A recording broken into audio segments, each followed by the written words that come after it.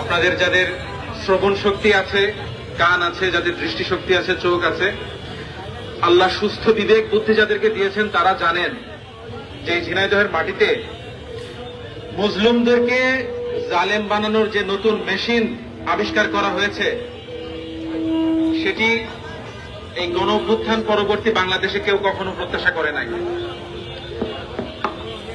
24-এর আগে আওয়ামী আমলের যে সিমটম গুলো ছিল, যে ভঙ্গুর বিচার ব্যবস্থা, দলকানা বিচার ব্যবস্থা ছিল, যে দলকানা প্রশাসন এবং পুলিশ প্রশাসন আমরা দেখেছি, যে পুলিশের হাতে অন্তত 1,500 শহীদের রক্ত লেগে আছে জুলাইয়ে, সেই পুলিশকে কোন রকম রিফর্ম না করে তার আগের চরিত্রে ফিরিয়ে নিয়ে যাওয়ার ন্যাক্কারজনক কাজটি বর্তমান বিএনপি প্রশাসন করছে। আমি আমার ব্যক্তিগত কোনো বিষয় নিয়ে আমি এখানে কথা বলতে চাই না। আমি যেটি নিয়ে বলতে চাই যে আজকে অয়ন রহমান খান একজন কেন প্রাইম টার্গেট হলেন আপনাদের জানা উচিত। অয়ন রহমান খানের বাবা কোটচাঁদপুর থানা বিএনপির সেক্রেটারি এবং তাদের যে সাথে থাকলে সঙ্গী, সাথে না থাকলে জঙ্গি যে নীতি বিএনপি সরকার গ্রহণ করেছে তার একটি বাস্তব প্রমাণ হল অয়ন। অয়ন কেন বিএনপি নেতার ছেলে হয়ে বিএনপির সর্বোচ্চ নেতা তারেক রহমানের বিরুদ্ধে কেন স্লোগান তুলল, কেন বিএনপির অপপ্রশাসনের বিরুদ্ধে সে তার ভয়েস রেইজ করলো? এ কারণে প্রথমে তার বাড়িতে হামলা করা হয়েছে। যে অয়নের বাবা মাত্র 3 দিন আগে, অয়নের গ্রেফতারের মাত্র 3 দিন আগে হার্ট অ্যাটাক করে হসপিটালে ভর্তি, সেই অয়নের বাড়িতে ভাঙচুর করেছে তারই এই বিএনপির সহযোদ্ধারা।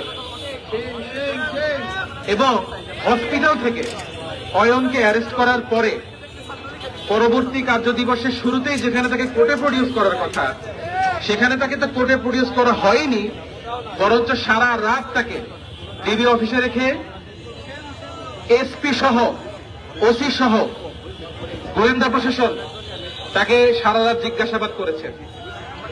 এবং জিজ্ঞাসাবাদ করার পরে তাকে কোর্টে নিয়ে না আনার মানে বিকাল 5টা পর্যন্ত যে কোর্টের টাইম, সেই টাইমের মধ্যে তাকে আনা হয়নি।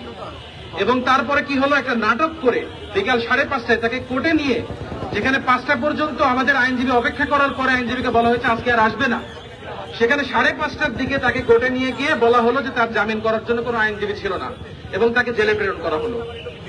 ঠিক একই পুনরাবৃত্তি আমরা আজকে আশিকের বেলায় দেখতে পাচ্ছি। আমি বিস্তারিত বলবো না, আমাদের বিস্তারিত বলবেন আমাদের জাতীয় নাগরিক পার্টি এনসিপির দক্ষিণাঞ্চলের মুখ্য সংগঠক মাননীয় সংসদ সদস্য জনাব হাসনাত আব্দুল্লাহ।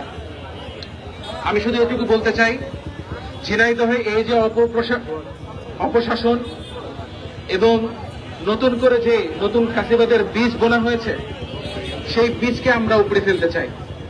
এবং এই নতুন যাত্রায় আমি আপনাদের দোয়া প্রত্যাশী, আমি আপনাদের সহযোগিতা প্রত্যাশী এবং সারা ঝিনাইদহবাসীর কাছে আমি 2টা জিনিস প্রত্যাশা করব, আপনাদের দোয়া, আপনাদের সমালোচনা।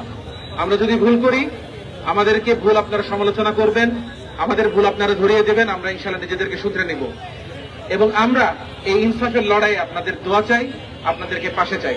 আমার এই বক্তব্য এখানেই শেষ করছি। আসসালামু আলাইকুম ওয়া রাহমাতুল্লাহ।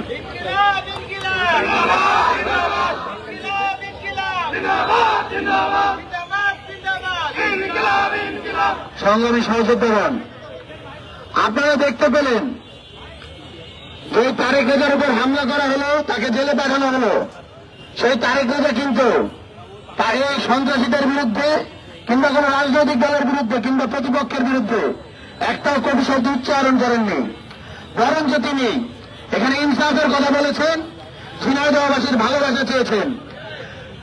আমরা আশা করব আগামী স্থানীয় সরকার নির্বাচনে ঝিনাইদহ পৌরসভার পৌর মেয়র পদে ঝিনাইদহবাসী ন্যায় ইনসাফের পক্ষে থেকে তারেক রেজার উপরে ভালোবাসা এবং সমর্থন আপনারা প্রদর্শন করবেন।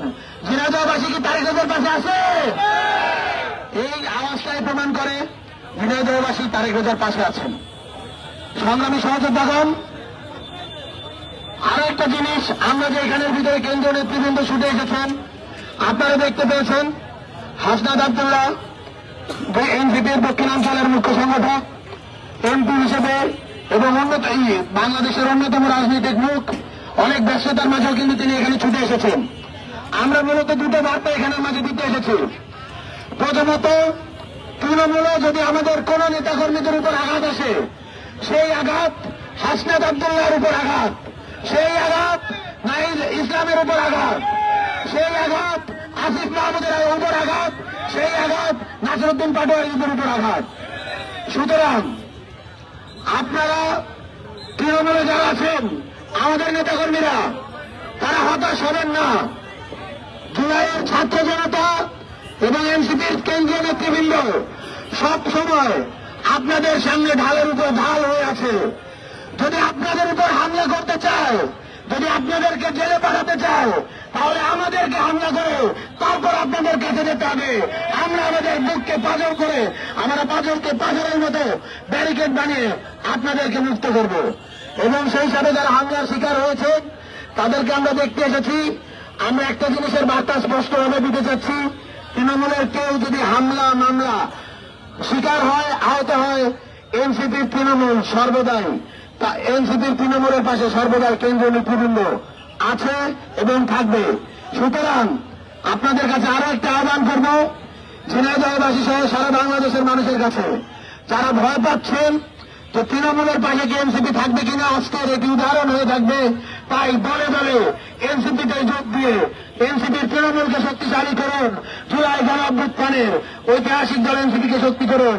জুলাই গণ অভ্যুত্থানের যে স্পিরিট, আকাঙ্ক্ষা, সেটিকে শক্তিশালী করুন। সম্মানিত সহযোদ্ধাগণ, এই মুহূর্তে আমাদের মাঝে বক্তব্য রাখবেন জুলাই গণ অভ্যুত্থানের অন্যতম মহানায়ক, জাতীয় নাগরিক পার্টি এনসিপির দক্ষিণাঞ্চলের মুখ্য সংগঠক, আমাদের সকলের প্রাণপ্রিয় জুলাইয়ের ক্যাপ্টেন, কুমিল্লা 4 দেবিদ্বারের মাননীয় এমপি জনাব হাসনাত আব্দুল্লাহ। জনাব হাসনাত আব্দুল্লাহ।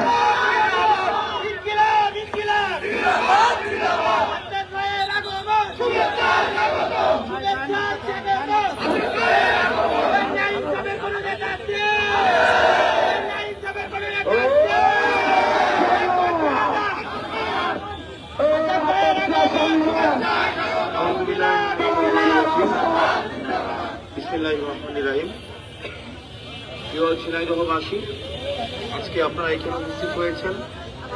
আমাদেরকে যারা দেখছেন, প্রিন্ট মিডিয়া, টেলিমিডিয়া, পেশাদারী সাংবাদিক ভাইয়েরা যারা আজকে উপস্থিত হয়েছেন,